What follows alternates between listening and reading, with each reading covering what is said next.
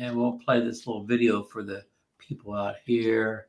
This is a little one of the Phantom 4 Pro promo things here. So we are live on the second screen over here. Let's see, make sure we look like we're going live now. Okay, let me count it in here. 3, 2, 1, and welcome into DroneNation for June 9th, 2025. The title of this show is Did the Executive Orders Ban DJI Drones? So we're going to get to that in the show here. Now, you're looking at a little footage here. I believe Marcus shot this, whatever. This is the Phantom 4 Pro, of course, down in Australia. Saw the Opera House and some of the famous things you see and all the kind of down under things. But I thought this is some incredible shots. There's the Opera House and that whatever they call that thing there. Look, the sun going off. I mean, just incredible shots. Of course, as of today, this drone is still not available in the USA, unfortunately, but we'll probably talk about that a little bit later here. So I do want to welcome in Ryan here from Ryan. Your YouTube channel. I forget the name. I really don't have a YouTube channel. I probably should. Well, I want to play your video here. It's off somebody else's channel, but yeah. So it's good that you haven't been on for a while. It's good to see you back on. Of course, we have, we're going to go through a couple of issues with you tonight with drones in the news and government, things and whatever. We'll get that in a few minutes here. We're going to kind of go on some later news. We usually do a drone deal today, but it ended like yesterday. The Marcus is your little Hover X1, not the X1 Pro you have, but the Hover X1, just the vanilla one. It had been on sale for $299, the Fly More combo for Father's Day, but that ended yesterday, so that deal is no longer in place. But that would have been the DroneNation deal today. But I do want to go to something's coming up this week that could be of interest to people here. Let me share this screen out here. Sorry here, folks. Let's see here. This is probably, is it? Yeah, this is it here. So let me make this big here. And can you guys see this? Yeah, let me play this now. Here we go. This is short. Don't look away.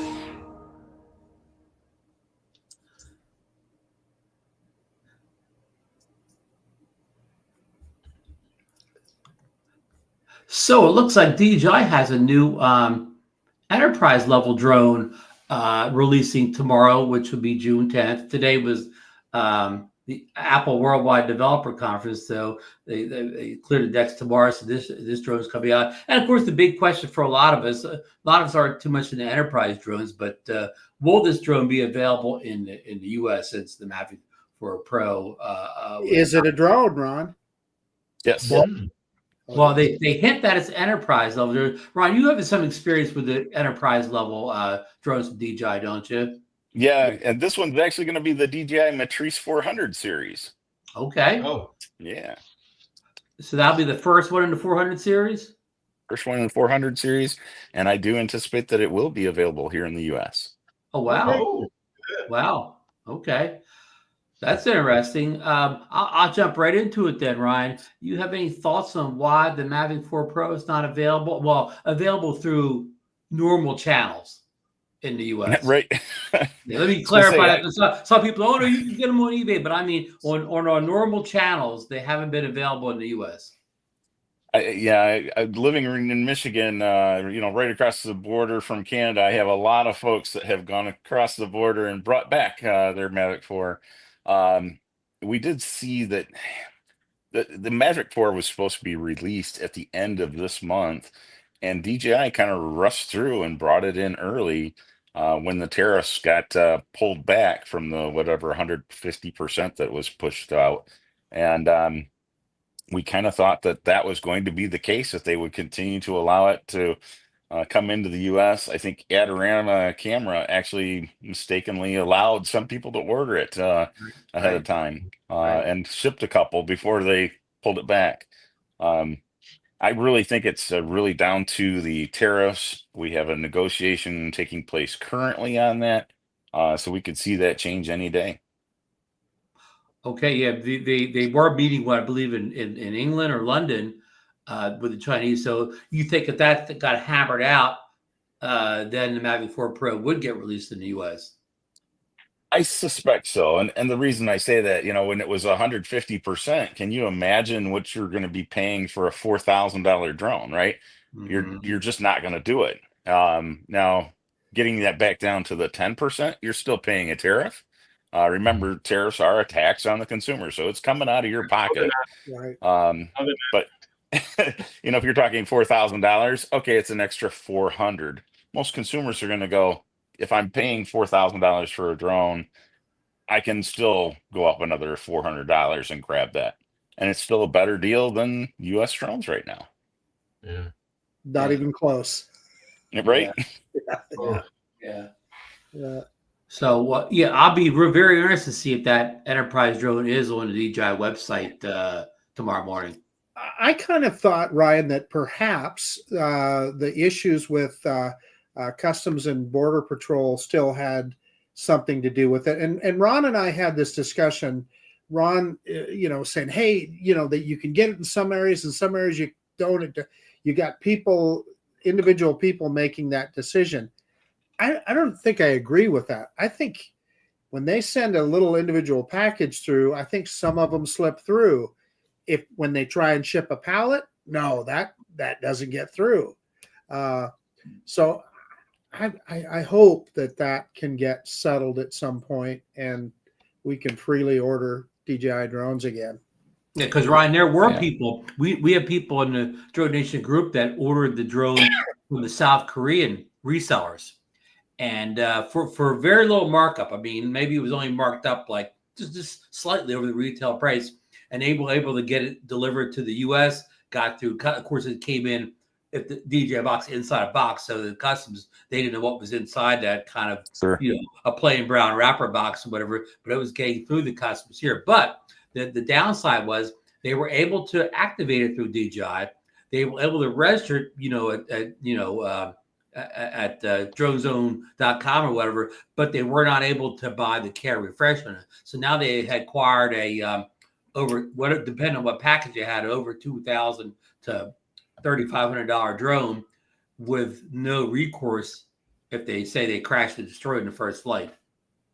Well, yeah, and what I would say to that, right? I know people are thinking, gosh, I don't have any insurance if I don't have DJI Care. There are plenty other haul insurances out there that you can get.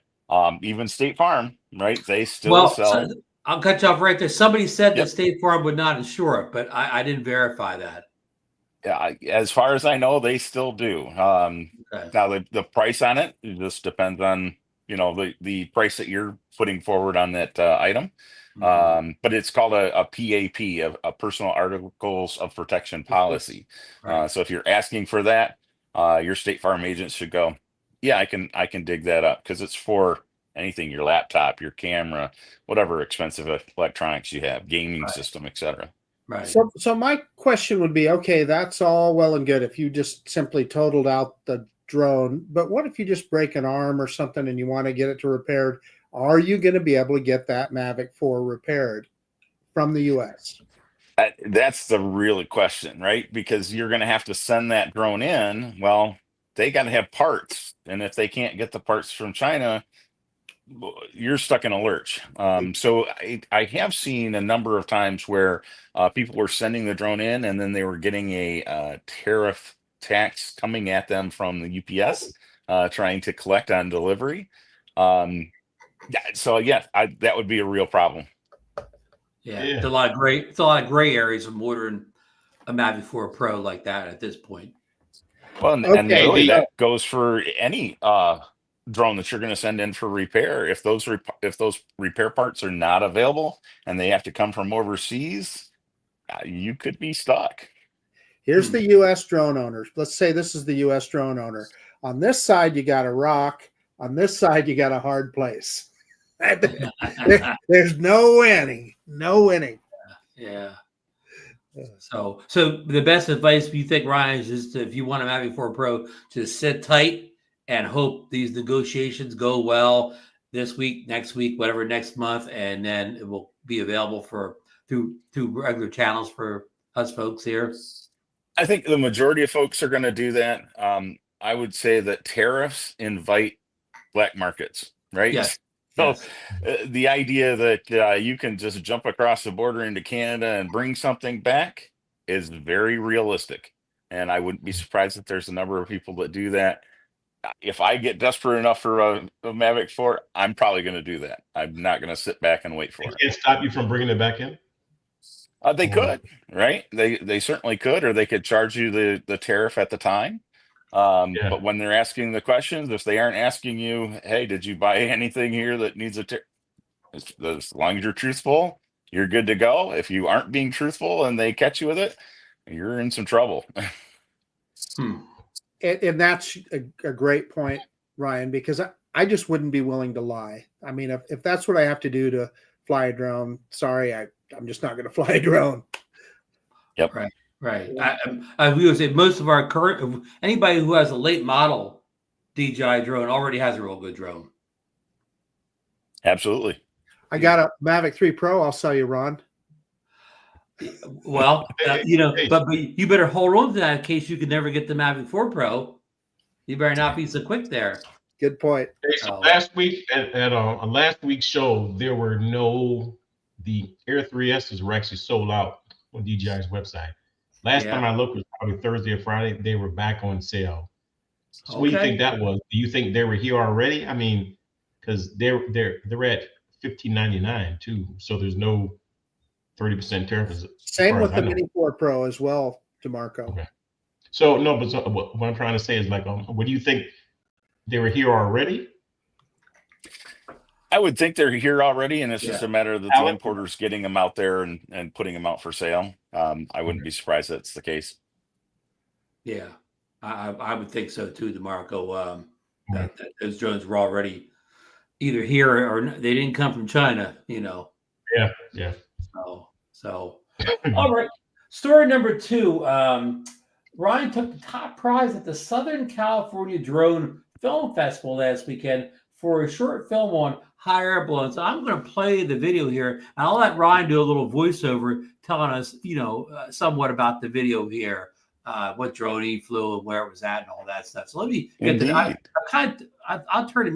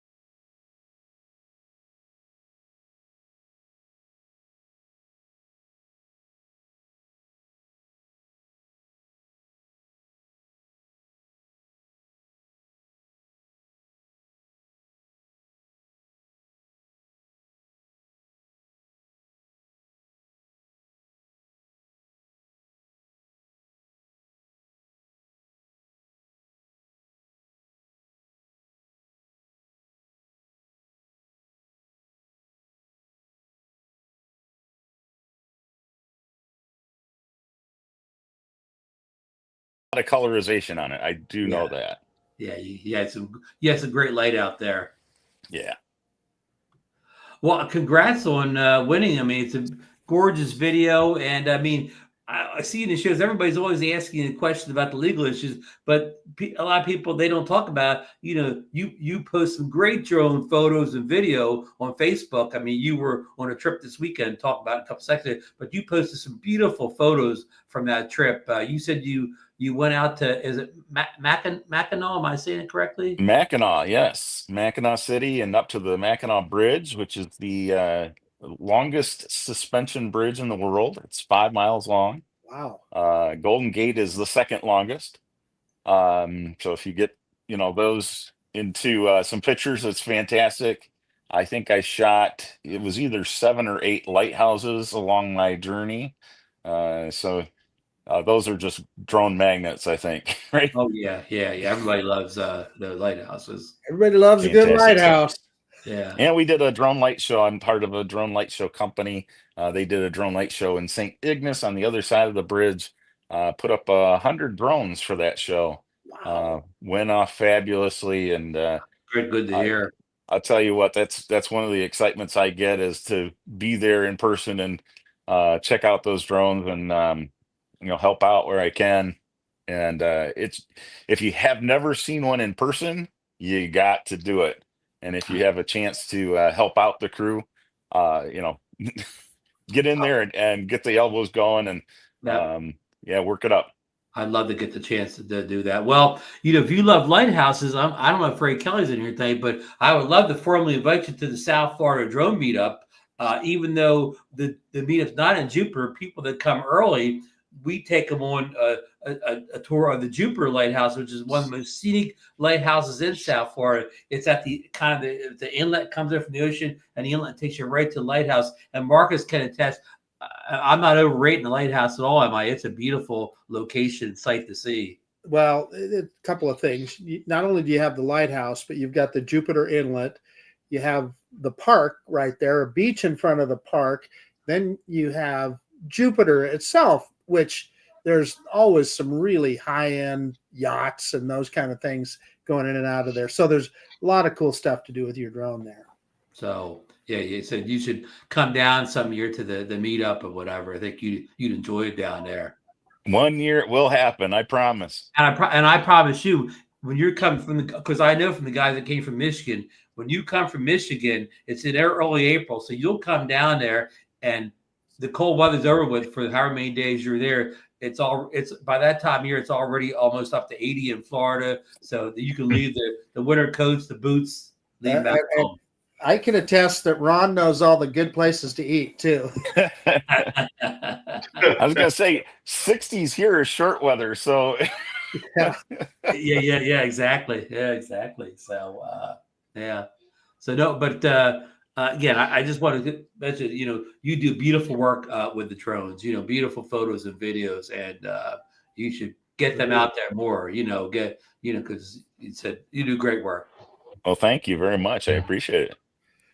And I'm going to go on to story number 3 here. We're getting to all the heavy duty drone stuff, bad news or kind of iffy news here, but we're going to do the good stories first. Marcus did a drone presentation at a local library for a group of young students interested in drones last week. And Marcus, how did that go? I know you were a little apprehensive about it because you didn't know how the students would react to this, but give us your take on it.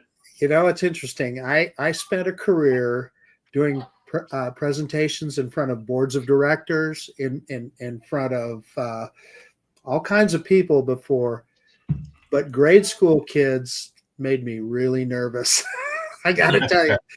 However, they were so excited to get a chance to fly some drones. They have a really good STEM program at the local library system. And they expected probably 20 to 25 kids. We had 70 kids that showed up for this, plus their parents, etc. I flew a little toy drone inside and did some flips and things like that. And oh my God, the roar that came up from those kids they loved that. Took the little DJI Neo, which of course was perfect for that kind of situation. walked around the room and had the drone follow me around, and they love that. And I asked the kids a lot of questions, about, hey, who do you think uses drones? Well, we got to firemen, police, agriculture. And so I asked them questions about, okay, how do they use this stuff? They had really good answers. And furthermore, they asked me some really good questions. So when you hear about kids that, boy, they don't have any attention span, they don't have, they don't know anything. I'm telling you, it's not what I saw when I was there. Those kids paid rapt attention. I put together a little video with the Air 3S that we played for them, and they loved that. And then we went outside, and I flew the Air 3S a little bit, and you felt like Pied Piper. I was trying to show them all what I was seeing on the controller, and you're just mobbed by all these kids. But they loved it, and it was a really fun experience for the kids. Got a lot of great questions from the parents. The parents asked questions about what kind of drone should I buy for my kid, which I thought was awesome.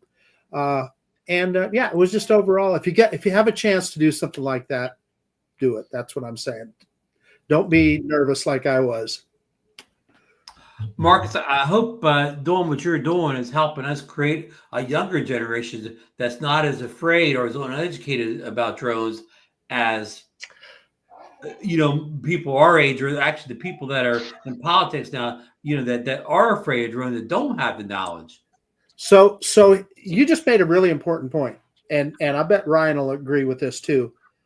We worry about the drone hobby for getting legislated out of business or things not happening. Let me tell you what, when you have those kind of engaged kids that they are fascinated by it, and it's part of their science, technology, engineering education, it's not going anywhere. One way or another, we're going to have drones to fly, because there's a whole generation growing up that they are fascinated by it. Absolutely. And it's such a true STEM too, right? They're learning mathematics. They're really engaged in the processes of drones, not just, oh, it's a flying machine. No, they're trying to figure out how it works. Yeah. Well, one of the things that the guy at the administrator at the library did is he also, when we were all done, he provided a little, not a balsa wood airplane, but a little balsa wood helicopter, little stick. You wound up the rubber band on it, and you had to build a little wing to put on there so that it would keep it stable out of construction paper. Man, those kids were just beside themselves. They were all over it. And I have to say, it was fun to help them build it and to ask them questions about it. It was very rewarding. That's great. You got any video, Marcus, from the event? Or? Yeah, Sarah did. Sarah took a video, but yeah. And interestingly enough, it was not far from. She's retired now, but she was a teacher and was not far from the grade school that she taught at. So some of the kids knew her. It was funny. Hey, congrats, Brad. Brad Henderson took a job, commercial drone work. That's awesome. Yeah. And so on. Yeah. So congrats, Brad. Congrats. It's just a great story, Marcus. I'm glad you were able to do that, and I'm glad you got such a good reaction. So it was very positive. Okay, kind of off the positive right now, maybe into the more iffy ground here. I'm going to backtrack a little bit because a couple of things happened last month.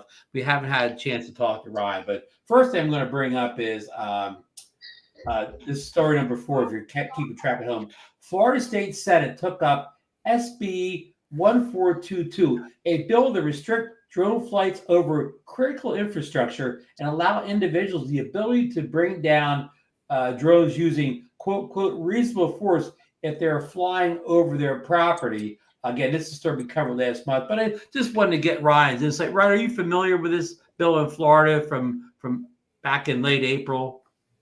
I am, and probably the update is that it's not in the Senate anymore.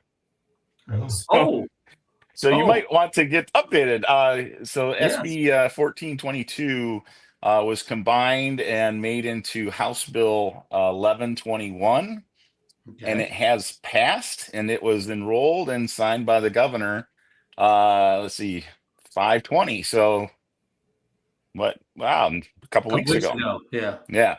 I think the good thing is in this bill, they took out the provision that was allowing you as a homeowner to take down a drone that was over your property, which that was just asinine stupid anyway to even having a bill.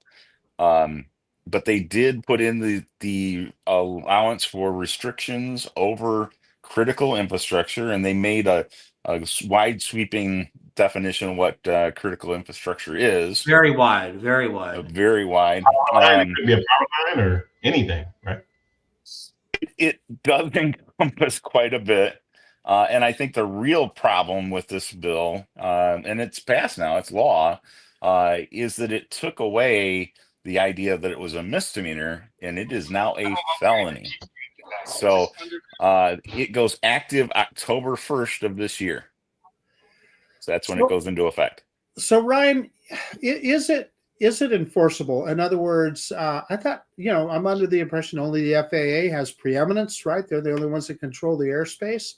So the state, if they see you flying, I'm sure, like say, I'm just going to grab something out of the air, police station, and you flew the drone over top of a police station and they saw you, they hit you with that felony. Do you have a good defense in that only the FAA controls the airspace? Well, yeah, so that's the defense that you would go in with, right? You'd be saying, hey, look, it doesn't matter that I've overflown what you define as critical infrastructure. The field has been already occupied by the U.S. Congress in 49 USC 40103. That's your entire defense.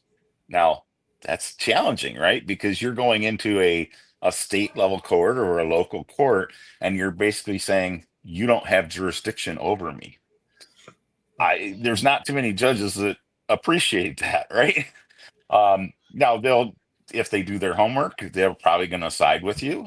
You're probably going to end up having to have a pretty decent lawyer, which we're talking about a felony. If it was a misdemeanor, yeah, you might go in and defend yourself. If you're talking a felony, you definitely want somebody there, and you're going to be paying for it. So now you have the challenge of you have to pay for it at that local level. If you don't get the decision you want, you're appealing. That means you're going to pay for it again. So I think that's the scare tactic in all this is, hey, you can come at us, you can try it, but it's going to cost you. So as a community, we might be able to come together and do something preemptive, right? We may be able to say, hey, look, we want to have an injunction placed on this law because the field is already occupied. So invalidate the law before anybody gets in trouble with it. Now that's still going to take an attorney. That's still going to, take court time. But if you have a multitude of people together, 100 people that all, hey, let's do this as a Almost like a group. class action type of thing.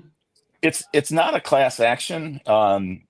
It's just that as a group, you would be doing that lawsuit. Right. So here in Michigan, we created the Michigan Coalition of Drone Operators. And that's just a number of us who got together and said, hey, look, we are going to fight local legislators that are trying to put in laws that are in preemption with or in conflict due to state law or federal law. And so we've sued a couple of counties. We're currently suing the University of Michigan. I suspect we'll win that. We've won every case so far. But it's the idea that as a group, yeah, we can spend a little bit of money each together and be able to get an attorney and go forward with these cases. Now, it's still costly, right? I'm still out there begging for money because we know these cases, they go through appeals. And every time we go to appeal, that means that attorney has to show up again. So it does become pricey. So what I don't understand is, okay, say Florida, they've got all this critical infrastructure that they don't want people flying over. Disney World, They've got that as a long-term TFR over the top of Disney World. Why can't the state do the same thing? Just, I'm sure the FAA would be amenable, right? If they said, hey, we don't want people flying over a power substation or whatever, putting those right on the sectional chart as a TFR.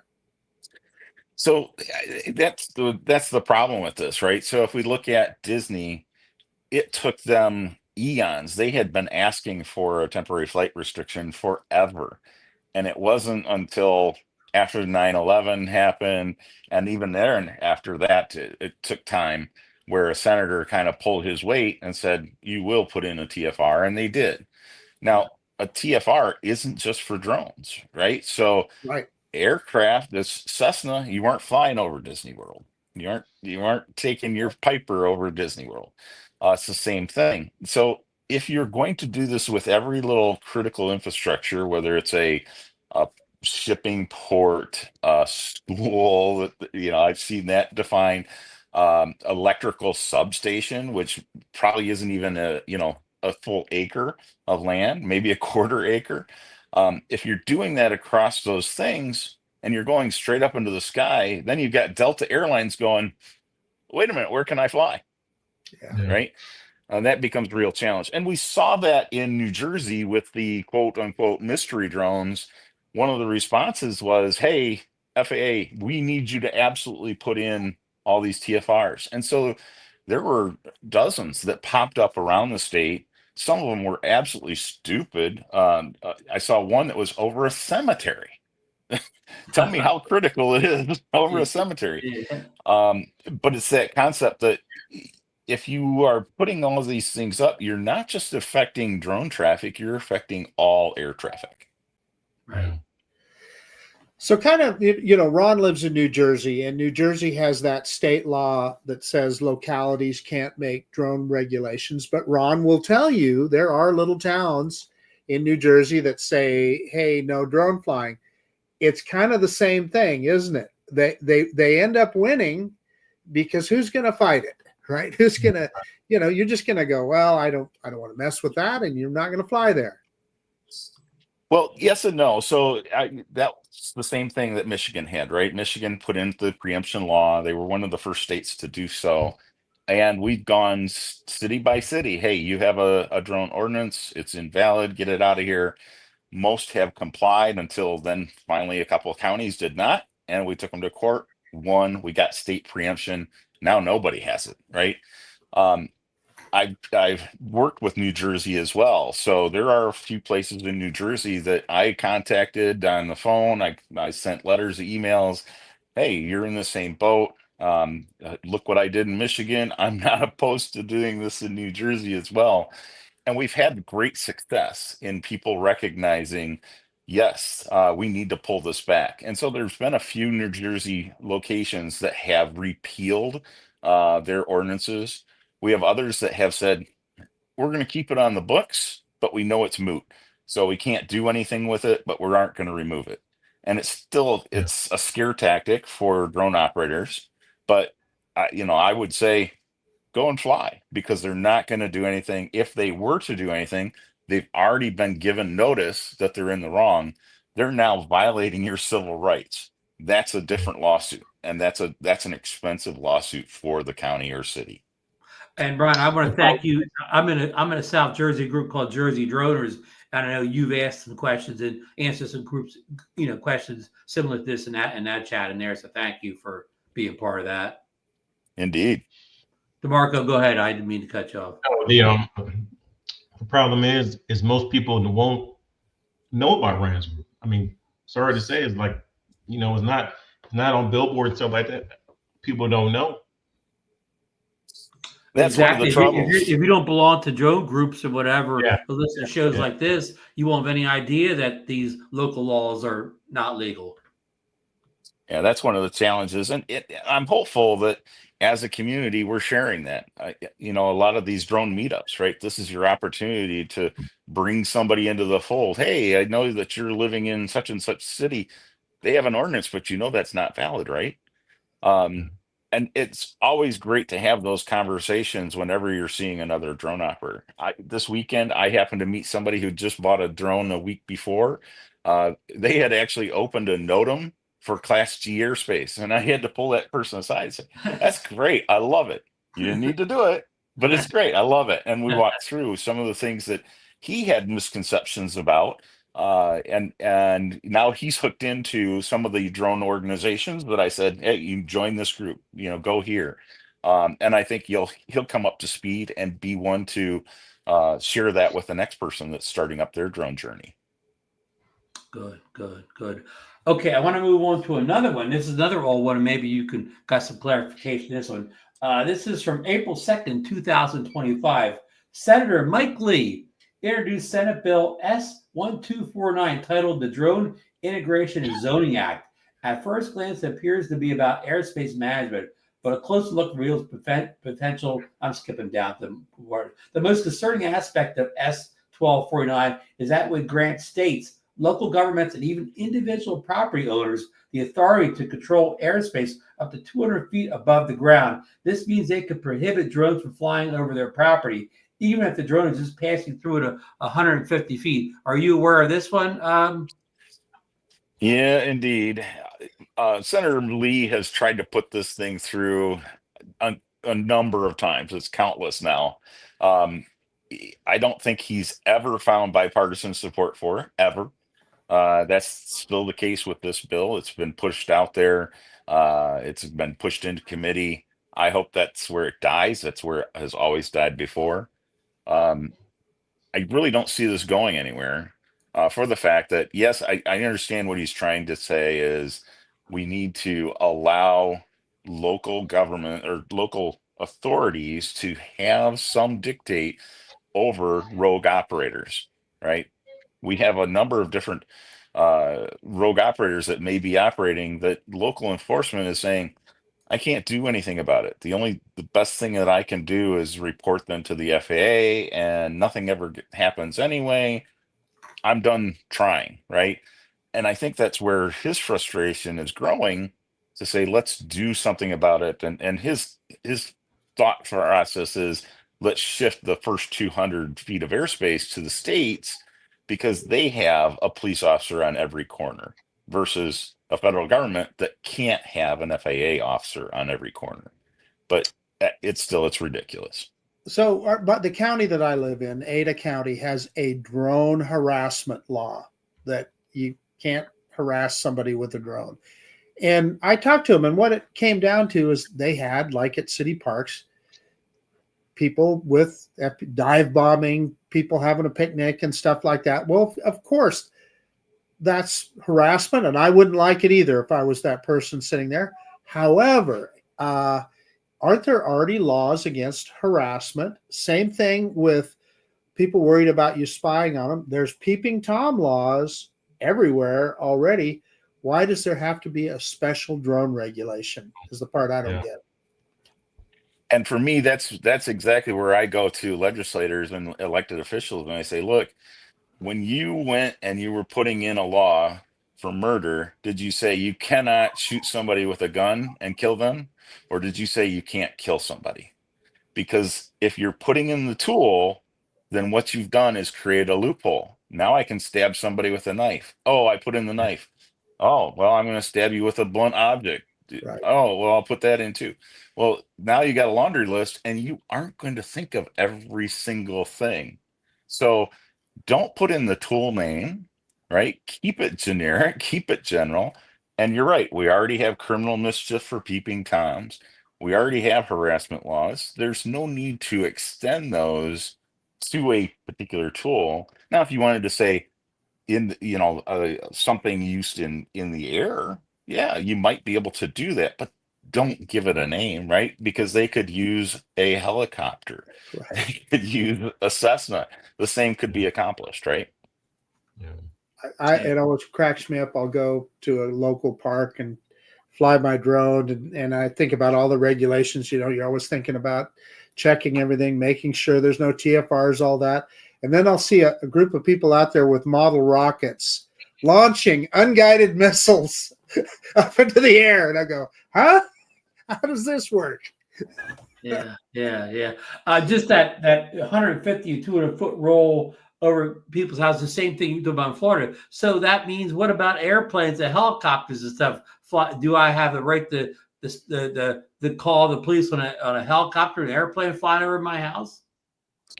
Yeah, I mean that's the other thing is, and I think a lot of people that don't have an understanding of airspace regulations, right? They think, oh well, all airplanes have to fly at 500 feet or above, or all helicopters have to fly at 500 feet. No, they do not. Especially when we're talking helicopters, right? They do Yes. not have a minimum altitude. So that helicopter, that plane could be scooting across the lake at inches across the lake. They can come over the treetops, perfectly legal.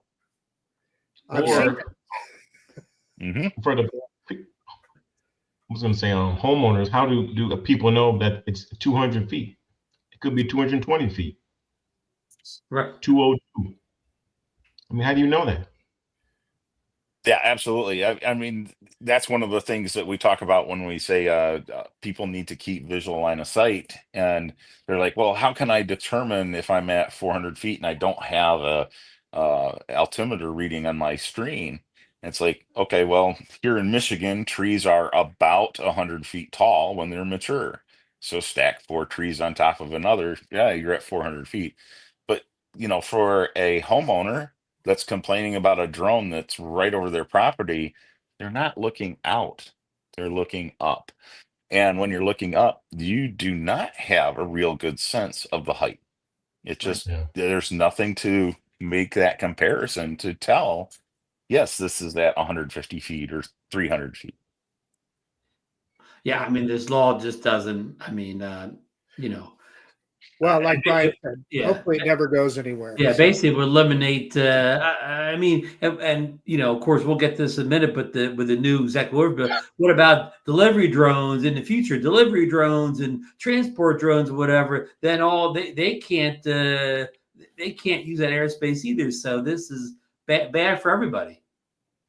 Yeah, I think one of the things I've heard for years, right, is that there's this concept with drone pilots. Oh, well, we're going to give the space between 200 feet and 400 feet to the Amazon delivery drones, and we're going to get cut out of the airspace. Yeah. And now, they're giving this the idea of, well, you can fly 0 to 200 with your personal drone. Well, Mike Lee's trying to take that away from you too, right? So at Right. what point are you saying what I think the key here is the FAA has always said we need to integrate UAS with manned aircraft. And they've been doing that all along since 2016 when Part 107 first came out. So we're continuing to see that integration. Elected officials are fighting that, but they're losing, right? And that's a good thing. We need that integration because that actually ensures safety, right? The idea that, oh, we're going to take away this airspace, that doesn't ensure safety. It actually endangers it. There's real concerns. If you pull that away, then somebody's going to figure out, oh, I'll do this instead to get up into air traffic. Yeah. One more thing, and then we're going to get to the executive orders last week. This is House Bill H.R. 6572. Was introduced in the 117th Congress. Since we are in the 118th Congress now, the bill is being reintroduced as House Bill H.R. 2864. So if you plan to call your representatives, use the H.R. 2864 to reference the bill. And this was this was the bill that was kind of going to ban DJI and Chinese drones. The one that that's the Stefanik bill, huh? Yeah, all the way back to Stefanik. I forget the other one. Ryan, has there been any updates on this bill? So I'll pull you back on that one too. Okay, Because you said the new bill was 2864. That's what I have in this article here. Yeah. So so the new bill 2864 is actually a bill regarding wild free roaming horses and Burros Act. So I think somebody has mixed up that that got carried forward. It did not. 2864 is not about drones at all. Okay. So what has become of HR 6572 that was introduced in the 117th Congress? Are we still where we're at? That's dead and gone, so we don't have to worry Okay. about that one anymore. Okay. There's always a chance that it could come back around. I think one of the key things for us to note as the drone community is that that bill was originally introduced by Elise Stefanik. Yes. She's now been moved out of the Congress, right? That's right. She's been appointed. So I do see that she would have to have somebody take up that mantle, and we haven't seen that happen yet. Well, that's good news. Absolutely. Okay. Okay. Last week we were waiting for the executive orders to be signed by the White House. We thought it was going to be Wednesday, but it happened Friday. There was a lot of fear. A lot of people thought these executive orders would ban, Chinese drones, specifically DJI, and but with also rumors that they may bring more beyond flying, beyond visual line of sight flying. So I put up here from the official thing from the White House here. Ryan, you want to give us an overview of what you got out of these bills, or whether these bills are good for drone flyers or bad, or we don't know yet? Yeah, so I'll rule this one as a mixed bag, right? I think first and foremost, when you talk about beyond visual line of sight, yes, this is starting to say, let's work on getting beyond visual line of sight into our unmanned aircraft. Now, it's really looking at things like Part 108 versus Part 107. Yes, there's some Part 107 benefits in here, but it's that push along the commercial side first and foremost. So I think there's a positive in that. They're going to be pushing for further testing, especially with eVTOLs. That's the good part. I think the other good part in there is that when you're talking about waivers, so you're looking to have a waiver approved. Right now, it's taking forever. Well, the interest now is to move towards AI, looking at your waiver requests and getting things moving a lot faster. So that can improve the speed of getting you the access that you need to the airspace for your operation. Now, when I say that, we're talking Part 107, and this doesn't have anything to do with recreational operations. But that Part 107 operator, hey, you need that airspace approval for a zero grid airspace, right? I've got a real estate shoot. I need 50 feet. Give me at least 50 feet. You can have a AI run through, get that approval in place, rather than having it sit on somebody's desk for 3 weeks and, oh, that house has been sold. They don't need it anymore. I lost that business. Oh, wow. Yeah. Yeah. That's great. And the AI would be built into the government website, or? That's the thing, that they don't specify how. Okay. I'm a technology guy. I'm an IT manager. And we use a lot of AI concepts. I do think that there's things that they can do on the backside of that website to make things happen. Whether they do or not, that's completely up to their technology. And I don't know on this particular subject, but there were a lot of timelines in these executive orders. Things had to happen by certain dates. And that's the case with any legislation. I wouldn't put so much focus on the dates. Example, if you went back to Part 107, it was created and came into place in August of 2016, right? Wow. It was actually devised in the 2012 FMRA. So 4 years later, we finally got it. In the 2012 FMRA, it was talking about something like 80 days or 90 days. So yes, it's giving you dates, it's putting a timeline on things, but this is government. It's kind of slow. Right. I think that's one of the challenges that they have too, is that this is demanding the FAA do some NPRMs, notice of proposed rulemakings, and have those things turn around into regulations in short order. But one of the other executive orders by Trump, one of the very first ones he came into the office with, he said, for any new regulation created, you must remove 10 regulations. So in his first term, it was a one, or it was a 2-for-1. So if you were putting in one, you had to get rid of two. Now it's a 10-for-1. So I've got here some he is ideas in saying, that regard if they want to remove some regulations. yeah, I mean, think about that. That if Uh, you're the FAA, which regulations do you want to remove when you are an agency that is completely geared on safety? yeah, Right. That's a challenge. it's crazy. A question about BVLOS. So now it's pretty clear that it's geared to more commercial aspects of it. Yes, I have a Part 107 license, but I don't do any Part 107 work. I fly drones. I put up videos on a YouTube channel. Would I stand a snowball's chance in Hades of being able to get fly BVLOS as a YouTuber? I wouldn't say that at all, right? I Really? think if you went through the waiver process and you gave all the safety protocols that you need, you wrote a SORA that said, here's the safety concerns that I've got, the mitigations to those safety concerns, I think it could get approved. Now, the question is, what are you going to use it for, right? I don't know that it even matters. It's the idea that as long as you can show that you are operating safely, your aircraft is safe from doing harm or damage to either persons or property on the ground or aircraft in the sky, then it's going to be provided to you. So yeah, I think we get stuck on, and we're hung up on the idea, well, I don't use my Part 107 for creating cash. I don't use it for commercial. It doesn't really matter. It's there for safety. And so if you can prove the safety, they're going to give you the nod. Good to know. That's great. excellent. That's great. It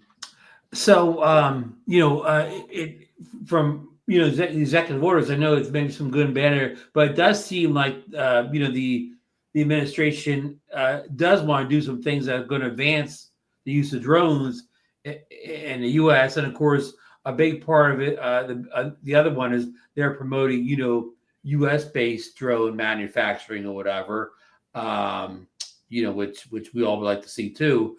But how did anything in this bill affect DJI or Chinese drones, being sold in the U.S.? So I think that's the real good news for fans of DJI, Autel, even fans of build your own, right? I want to create my own FPV, FPV, and I'm ordering parts from China. Somebody had once said online to me, "Oh, well, if you read between the lines on these executive orders, they're getting rid of Chinese drones." And I said back to them, "No, there is no in between the lines on this. The orders are very, very straightforward. There's absolutely no mention of China, right? So I don't see that in here. Yes, it is giving props and pushing up the drone industry here in the U.S. and trying to say, hey, we're going to help you succeed in that. Now, we may see something later on that really tamps down on foreign competitors, but it's not in here currently, right? So I would say if you're reading this, don't read between the lines. This is straightforward. Read it as is, and you're going to see that they are very much focused on, we're going to try to build up the drone industry here in the U.S. and allow exports of U.S. overseas, but there's nothing in here that's saying we are going to clamp down on imports. So, all the stuff like the bills we read in Florida, Mike Lee's bill, all of this would be counterproductive to, executive orders like this that are promoting more drones, in our, infrastructure and, for business, pleasure, everything going forward. So those states are eventually going to probably face some pressure from the federal government over some of these, unfriendly drone laws. And Ron, that's actually the bingo moment, right? Is to be able to go through your senator, your state house representative, and if they're considering doing some of these bans at lower altitude levels or causing concerns of that nature, you can point to these executive orders to say, look, you have this administration, the president of the United States, going forward and saying, we need drones. We need to press forward with this technology. We want to emphasize that these are important in our future. And I think if they get that mindset, then they start to go, yeah, you're right. I don't need to do this. It's already happening at a federal level, and it's doing so because we're trying to build an industry. We're trying to create things rather than tamp them down. Right. Did they talk about funding or tax breaks at all? So there was some grant discussions in here and things of subsidies that are going to be made available to American drone manufacturers. Okay. Brian, if the tariff situation doesn't get resolved anytime in the near future, and DJI and Chinese drones will be unaffordable to us consumers, because a lot of us, they call us DJI fanboys, but I really don't have any options to be a fanboy of any other company, right? I mean, Alltel, but Alltel hasn't done much of the consumer business in the last few years or whatever. But my question is, this is an opinion question. No one knows how many years before we get an American drone company that's interested in building drones for hobbies. I know when they're going to start off, they all have plans for big, expensive enterprise level drones and high end stuff. But when do you think an American drone company will make an under $500 drone for a consumer? Oh, I think you see that already. Here's an example: XO. I honestly, I wouldn't fly an XO. They're horrible. But it's out there, right? The concept was, hey, I can start to have these things built in some place other than uh, China, bring them aboard into the US, and hey, I'm a US company and sell these as a US brand. I see that in a number of different drone manufacturers. The problem is they're still 10 years behind anything that DJI has put forward. They're probably 8 years, 9 years behind anything that Autel has put forward. So it's not a real viable option until they start putting money into research and development and come up to speed. Yeah, But Ron, I do want to go back to the executive order here for a moment, right? Because I said this was the mixed bag. right. One of the big concerns I have in this executive order is that this really gives credence to counter UAS. So the executive order is really focusing on, hey, we are going to start allowing counter UAS. We want to build the industry of the counter UAS to allow drones to be taken out of the sky that are perceived to be rogue. Here's one of the big problems I have with that. We do not have the education of law enforcement in place at this time for them to really, with confidence, say, I have a drone that is operating in a rogue fashion. I need to use counter UAS to take that out. Great examples. We had a drone that was being flown prior to the Ohio State game. I think it was last year or the year before, where the police engaged the operator. They detained him. They took his drone, etc., believing that there was a stadium TFR in place and that this guy was flying illegally. Now, he was flying at like 9 a.m. or something like that. The game wasn't until like 3 o'clock in the afternoon. The TFR is only in place 1 hour prior to 1 hour after the game. So perfectly legal flight, and yet he's being held to account. So this is where, with this particular executive order, they could be saying, we are going to allow you to use counter UAS, which could potentially destroy the drone, cause harm to somebody on the ground if that thing drops down out of the sky and hits somebody because of the counteractive signals. And yet that drone may be operated fully legally. I see this as well when we're talking about operations flight over people, right? We have officers that don't know about category 1 drones, that it's a legal operation. I still see operators or officers who say it is illegal to fly a drone at night, or it's illegal to fly a drone within 5 miles of an airport. That's wrong. And yet this is going to allow them to use counter UAS operations to bring down a drone. And that's a big concern. Yeah. Yeah, when during the New Jersey drone craze of last early winter, they interviewed many mayors and police officers in small towns, and a lot of those mayors. I heard a mayor of a town that I know say, "Oh, all drone flights at night are illegal." I mean, said it right in the camera like it's law or whatever, So he had no idea what the rules and regs were, Right. and That's scary. And he helped feed into that craze by saying stuff like that. Mm-hmm. Yeah.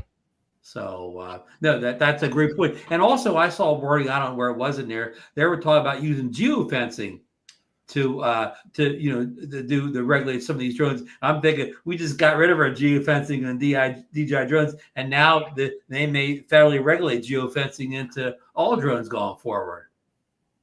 And honestly, that's an option, right? So if you have all these critical infrastructures that you're going to place, TFRs around, why wouldn't you then enforce geofencing in all manufacturers? Well, the challenge there is if you're going to every manufacturer and saying you need to have geofencing, that includes the, $5 drone out of Walmart.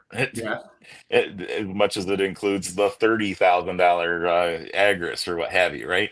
So that's one of those challenges. And then what happens when somebody hacks it and they defeats it, right? So they're going to get into that space anyway. Have you really helped yourself with geofencing? Yeah. And somebody has to manage that database too. Somebody has to get all that geofencing information out there. So then you're creating more red tape, I thought we were trying to get rid of regulations. You can just see where that is be and money too. And money, you got money to do it. Yeah. And to jump on Marcus's point there, as a Part 107 pilot that does use this thing, like I do real estate work, I'll show up at some place, I check the map, it's in Class G airspace. I show up with a DJI drone, more than a year ago, and I can't fly there because an airport used to be a small airport was there 10 years. It's been closed 10 years, and they never updated the geofencing, that I can just take off now. And I'm out in the field, so I got poor Wi-Fi on the phone, and I can't get unlocked. Right. And just going back a ways, we had a company in AirMap that was advocating pay to play, and that's what this becomes, right? Is that oh, well, if you have the money, you can then figure out if this place is available for flight. Well, no, we don't need that. Right. Hey, Jim Anderson has a question in chat that comes up all the time. And this is that one, I think that one bill we talked about earlier. Is the clock still ticking to get DJI inspected before getting banned?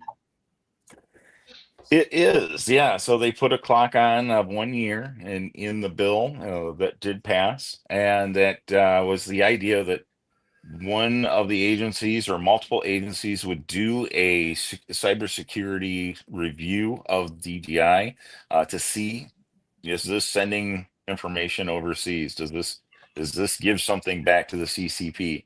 The problem in the bill was it didn't specify which agency was going to do it. It didn't specify any funding for that to happen. So if you're a federal agency, why would you even want to do this, right? Take on more work. Yeah.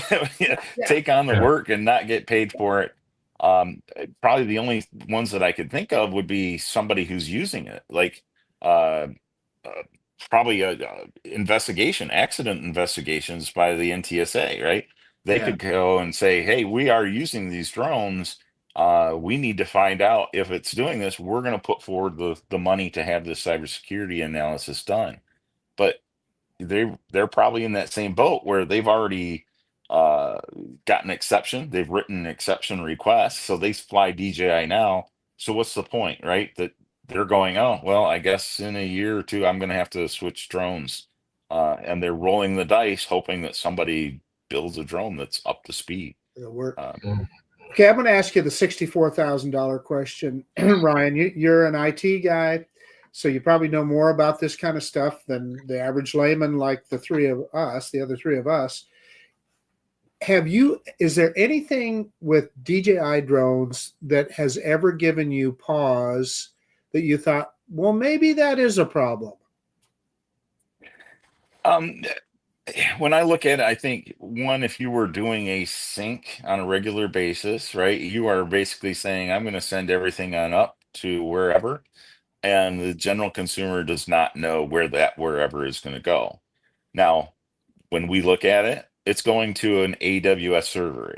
When I say AWS, that's an Amazon web server. Yeah. It's sitting in Virginia. It's not sitting in China. So you kind of go, well, all right, we're keeping it in-house in the US at this point.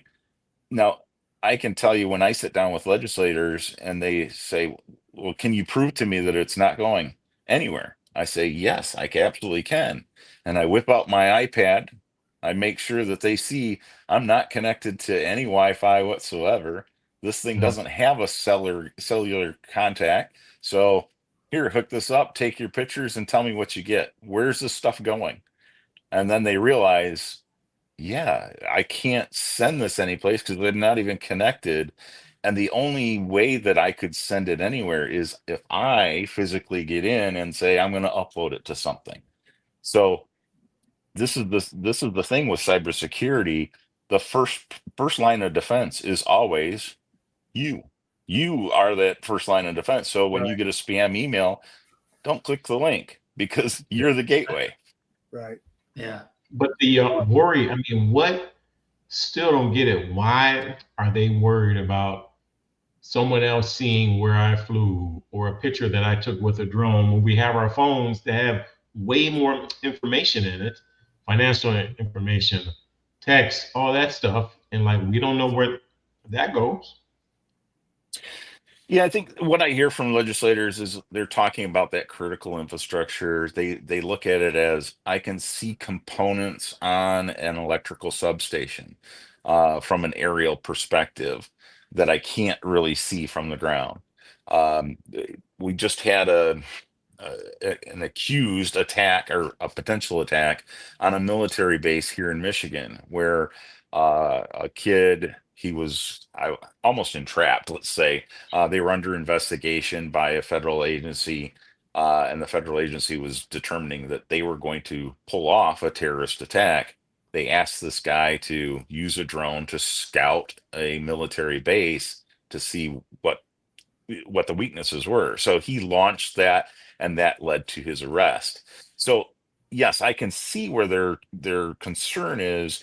You can find things from an aerial perspective that you might not from the ground.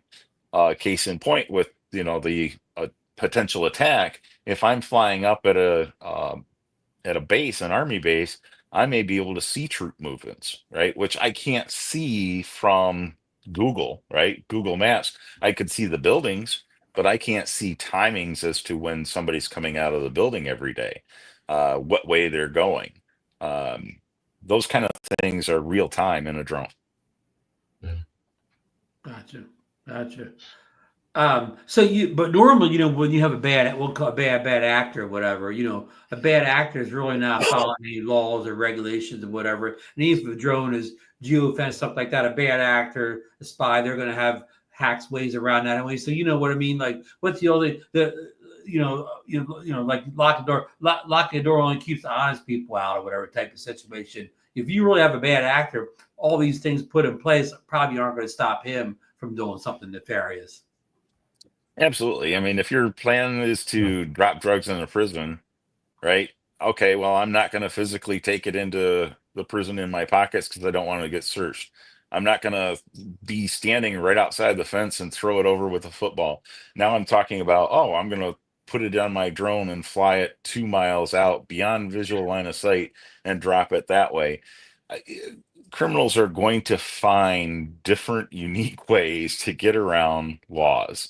And if you're putting in laws that are going to be preventative of this, right, you're impacting the person who is going to operate legally. So let's find a comfortable balance that allows people to do what they need to do. Like if I'm flying within a 1/4 mile of prison, I still should be okay, right? The idea is I'm not flying over the prison and dropping something in. Well, hey, I could fly over the prison to get the aerial shot of the house next door, right? The concept is I'm not dropping paraphernalia in the prison. That's what should be regulated. And oh yeah, it already is. So Right. do you need a new law to do that, or do you use the existing law and take care of the business? Yeah, true. Hey, Under the Drone has a question here, and a lot of people have this too. He says, what about customs? Is that going to be a problem? What he's referring to is a lot of folks in our community, especially ones that live in like Florida, they've been getting their last couple DJI drones, the Flip, Air 3S, whatever the new, they've been getting those drones stopped at customs, and they never received the drone. DJI has refunded them, but certain customs port in the U.S. hasn't left the last 3-4 DJI drones get to the customer. Is that still an ongoing problem? Will that be a problem going forward? It may be. That was something that Elise Stefanik, the representative from New York, had put into place when she didn't get her bill to get passed through as she had hoped. So putting in an earmark to have customs block DJI was one of the things that was happening. DJI responded with a lawsuit. I have not seen that lawsuit has fully gone through the system at this point. So yeah, I can still see that happening with customs. I think we'll see the lawsuit pan out and take care of that. But yeah, for the time being, it is what it is. Yeah, thank you. And Ryan, any other questions to Ryan from the panel and the chat? And Ryan, do you have anything that you'd like to bring up that we haven't brought up yet concerning anything we talked about tonight? Executive orders or anything else? One of the things I just brought up in another show, I think it's curious to bring up here. We had an incident the other day where a drone operator was flying his drone as a medical flight helicopter was coming in to take care of a fatality at a real bad crash. As it turned out, they came in, the drone operator did use see and avoid. He dropped down to the height of trees and he was completely out of the way for that helicopter to land. But when the helicopter was trying to take off, they were very concerned about his presence. He had been on the ground, so he had already landed, and he was grounded at the time of their flight. But they have a policy that disallows them to launch or land if a drone is seen within a 1 mile radius of that landing spot. So the police were looking at charging this individual with knowingly and intentionally interfering with an emergency operation. I think there's two things to learn from this. Number one, obviously, is if you're going to fly a drone near an emergency, the best practice is always to go to the incident commander and let them know that you're there, right? I'm going to be flying over here. If you need to reach me, I'm available. Or just even, hey, I do have a drone. I would like to fly. Are you okay with that? If they aren't, right, then you're going to say, okay, well, I still have a right to. I'm going to fly over here. But in that contact, you may have the incident commander go, oh, you have a drone? Yeah, we need that. Can I have you fly here? You're going to help us in this operation. So use that just as a best practice. Now, the other thing is when we do have law enforcement saying, hey, there's a helicopter in the area, you cannot be in the sky when a helicopter's here, right? We have a problem where we need to educate them. We have see and avoid, and it should be explained to that officer. Yes, I understand they're there. I need to use see and avoid. I can still fly while they're in the air. I have a requirement of having aircraft separation, my aircraft distance from their aircraft. And if there's that understanding that, hey, I'm going to keep and well clear of that other aircraft, there's not a concern, we should be pressing that. And we have that need to press that with the medical flight unit too, who says, I won't fly if there's a drone within a mile. Well, there could be a kid in the backyard that has no idea that you're 3/4 of a mile away. to say you aren't going to fly for that reason is absurd. Right. Overkill. Yeah. And Marcus and I talked about this about off camera. Like, as far as we can figure, there aren't a lot of known drone crashes into helicopters that we could think of. Right? Is that a common thing, Ryan? Let's see. I'm aware of two. That's what I was thinking. Yeah. So we had the first one in New York City during the UN convention, and a person was flying beyond visual line of sight when they made that impact. It cost about $350,000 of damage to a Apache helicopter rotor. The second one was out in LA. Again, the individual was flying beyond line of sight. He had launched and gone several blocks away to look at an accident scene, and he didn't see the helicopter at all. Helicopter ran up into it. In both cases, the drone is absolutely obliterated, and they were able to track down the individuals using the pieces and parts of that drone to gather serial numbers and work directly with DJI to identify the owners. And in both cases, the pilot was flying beyond line of sight, so they already were in violation. So correct. Yeah. So the only other aircraft one that I can think of is the one that took place during the California fires. The Super Scooper. There are some others. I think the greatest ones are in Canada. There were two, and it was crashing into jets that were landing at an airport by the police. It was the police drone. So the police were operating their own drone and crashed into aircraft and did it twice. Wow. Yeah. Okay. Well, there you go. Does Canada have the same rules we do about flying near airports? No, they're a little more strict in terms of airports. You cannot. I want to say it's within 3 kilometers. Is it 2 or of an 3, airport. something like that? I can't. Yeah, it's something of that nature. Yeah. Oh, but law enforcement supersedes those regulations. It appears so. I'll tell you, when I read that, I was like, the first time through, you go, come on, guys, you're pretty stupid in doing this. The second time was just funny. It's like, you guys clearly don't know what you're doing. You don't need a drone program. You need somebody to help you out. Intel Maxell, in the 2 helicopter cases, that was pre-remote ID. So yeah, he said that's correct. That remote ID. But in the new executive orders, they mention remote ID, and they're being expanded. They do want to expand remote ID. I can say that the FAA has always talked about expanding further. Back when it was first proposed, there was that discussion of, will it be able to be online, right? And the statements of the general public was, you can't do that because we just don't have that ability. One of my comments was, hey, you want me to broadcast my information online? Come on up with me to the UP of Michigan, where there is no cell signal, right? I can't. I literally can't. So you're going to require me to do so. That means I can't fly. Go to Alaska. Yeah, good luck, right? So there's still that interest by the FAA to have that included in remote ID, but we need infrastructure throughout the nation to exist to allow that to happen. So I don't know, maybe Elon Musk gets his way with Starlink, right?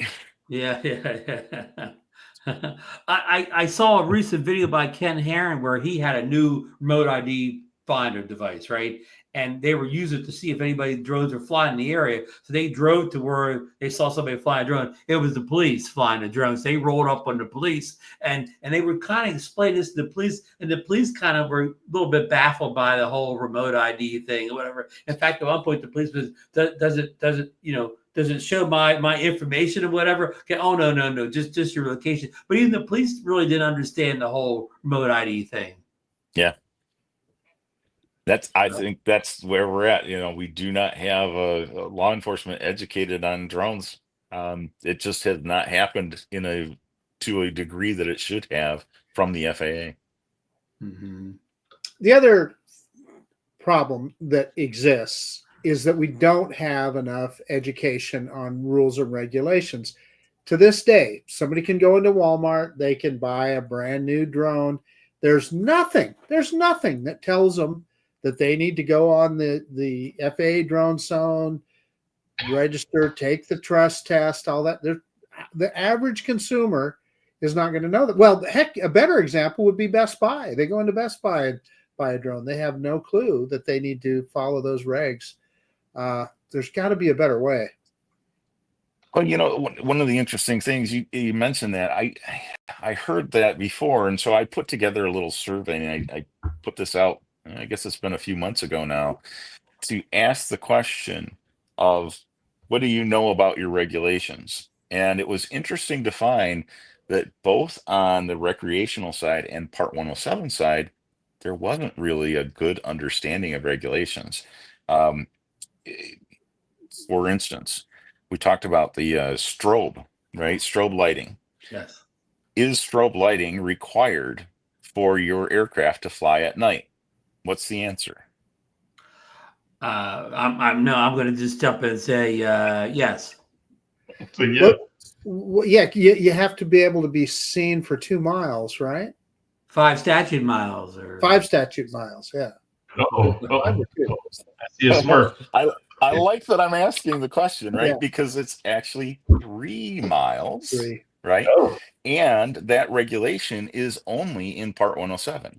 It is not in Right. 44809. Right. So it's Okay. very interesting to see that across the board, you'll have hobbyist recreational flyers that go, yeah, I think it is, when it's not. Or Part 107 go, well, it's 5 miles. Well, it's 3. So that was some differences. Is that I think the other thing that I saw is, can somebody fly directly over people? And largely you had Part 107 saying, no, we have a regulation against that. And you ask further, do you understand what the categorization of drones is? Oh, well, I know that there was something, right? They haven't kept up to speed on the latest, greatest of regulations. And from a recreational side, they're like, I don't know, I just fly. And so you ask the recreational operator, well, who's your CBO? And they go, what's a CBO? Yeah, that's a good point, Ryan. If your CBO says that you need a light, then you would have to have one on. Correct. Yep. Right. Yeah. Yeah. If So you're not. I think the challenge is that we don't have a real good sense from either the recreational side or Part 107 side that everybody is totally in the know about the rules and regulations. And I don't think that that's a big problem, right? Because let's look at the number of accidents that have taken place over the past, 9 years since Part 107 came into place. There just have not been any fatalities, 0. None. Yeah. There's been very few critical injuries. The number of mid-air collisions with the manned aircraft is incredibly minimal, right? So we're still talking about UAS being the safest aircraft in the skies, bar none. You're not And even yet, close, and yet we're still hearing legislatures, oh, we need to do this ban. We need to lock them down here. The reality is, if we needed that, we needed it 9 years ago. Right. And this shows that we haven't needed it. We aren't going to need it in the next 10 years either. Yeah, well, I don't know where this comes from because it doesn't seem to come from the voter base. I don't know any these politicians that have a stack of papers on their desks by their voters saying that they want drones banned. It's a whole bunch of issues people want their local politicians to do, but banning drones isn't one of them. So they're getting this from some other source rather than their voters. So, one thing I want to move on about use about regulations for March Springs. At this point, I fly at night once a year. That's a good year if I fly once a night. So I don't keep up with night rules because I have no intention of doing it anyways. So I mean, Oh, sure. You say that now, Ron. Now that you got the answer wrong. It's fun to say if you anything that's complicated, right, with a bunch of rules, the sub rules, or whatever. Well, if you don't plan on doing that or whatever, you're really not focusing on that because you know enough to pass the test. But I'm not going to do that anyway. I'll give you a better example, Ron. If somebody stuck a METAR in front of you right now, could you make heads or tails of it? Probably forgot 50% of what I. Yeah, I would know. I would know part of it, but I would struggle to read the whole thing. Yeah. But if I needed to, I'd go look it up and say, "Oh yeah, okay, that's what that means." Right. Yeah. Right. Well, and DeMarco, would you even do that? Right? You would just go out to weather.com and look at that. Yeah. I'm not going to fly. It's raining. There you go. Yeah. Or I got 100-mile-per-hour wind gusts. Yeah. Yeah. Or I stepped out of the side and I can't see my truck at the end of the driveway. You know, Yeah. the fog's a little bit today. Visibility's not too good up there, or even down here. Yeah. So, I mean, how would the local police know all these rules too? They don't. They're not going to know it. They can't. No, that's the trouble. yeah, only pilots can read METARs, right? I mean, probably police officers and stuff like that. They can't read them either.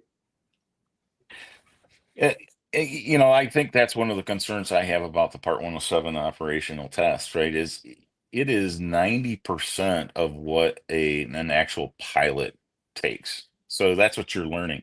But do you, as a quadcopter operator, care about what the glide slope is for a Cessna? You're never going to use it ever. Yeah. You have no interest to learn that. So I struggle that that's what we're still asking in these tests. Yeah, they definitely need to kind of reevaluate the test over the next few years too. So maybe that should have been the executive order. But, well, listen, we're almost at the 10:30 mark. We've kept Ryan on here for an hour and a half tonight. So I want to thank you so much for coming on and helping us get through some of these hurdles. There's been a lot thrown at us lately on these bills and executive orders. And it's a lot of people. It's a lot to take in for most folks. Well, I appreciate you having me on. It's been a real joy to talk about the things that I love, which are drones and regulations. And anytime we'll do it again. And I look forward to getting down to Florida to a meetup one of these days.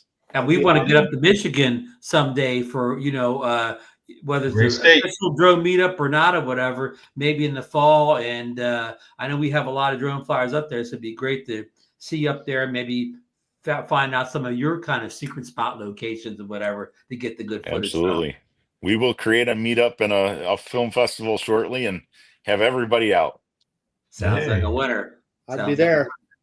I want to thank everybody in the chat for all their questions, and comments, and everything, and welcome Ryan in tonight. And so you got anything else coming up that you want to promote before we leave, Ryan? Anything you want to talk about? Promote? Yeah. I think the only thing I promote is, we as the Michigan Coalition of Drone Operators are continuing our fight against the local regulations that are basically shutting down airspace for legal operations of drones. When we do that, it's costly. Right now, we are in a fight against the University of Michigan. That went to trial back in December. We had a second briefing in January. We're waiting on that decision. We know when that decision comes in, either way, it's going to be appealed. So we've got another day in court and another bill that's going to come around. So anything you guys can do to help with that is much appreciated. On Free Funder, if you were to search my name, you're going to find our Free Funder account for donations. Our attorney, Dean Greenblatt, can accept those directly through Venmo, etc. Anything you can do to help, whether it's $2, $5, $20, $50, $100, right? That gets us to a goal where we can then take on these governments and ensure our drone operations are safe and legal and not impeded on by the local governments. It sounds like Bill Grace is already on the way over to the site to help out. Love it. Thank you, Bill. Okay, I want to say goodnight and hope everybody's a great week. keep watching news tomorrow to see what happens with new DJI Enterprise drone. Be interesting. It is for sale in the U.S. That's probably a good sign if it is. And if not, we'll see you back here next Monday night. Have a good evening, folks, and good night. Good night. Thanks, Ryan. Thank you, Ryan. Thank you.